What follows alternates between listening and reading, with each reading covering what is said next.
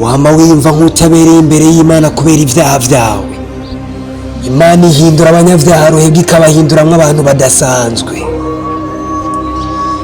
Hari igihe ushobora kwiyumvira uti jewe sishobora kwegera Imana, naracumuye cane. Ariko ndakubwira ukuri gukomeye, Bibiliya si inkuru y'abantu batunganye, ni inkuru y'Imana itunganye, ihindura abantu batari batunganye bakaba batunganye. Aburahamu yarabesha, ariko Imana yamugize se w'abizera. Yakobo yari umunyavyaha n'umunyamayeri akomeye, yivye umugisha, ariko Imana imuhindura Isirayeli. Mose yari umuntu yishe umuntu, ariko Imana iramukoresha akiza igihugu cose, arongora ubwoko bw'Imana. Dawidi yakoze ivyaha bikomeye, ariko yanditse igitabo ca Zaburi, indirimbo zikomeye twigira k'uyu munsi. Petero yahakanye Yesu incuro zitatu, ariko Imana yamugize umushingantahe w'ishengero.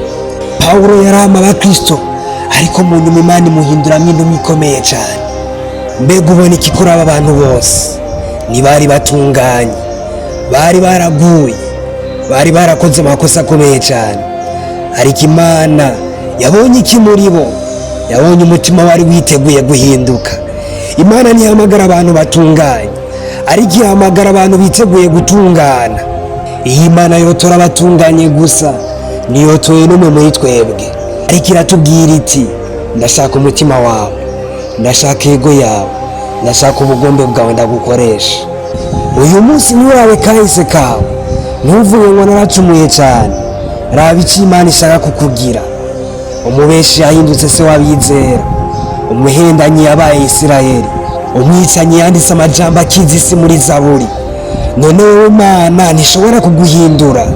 Fata ingingo uyu munsi, uvuga uti Imana ndi hano, hindura ubuzima bwanje, kuko Imana irahindura. Ihindura abacumuye ikabagira abera. Imana irahindura.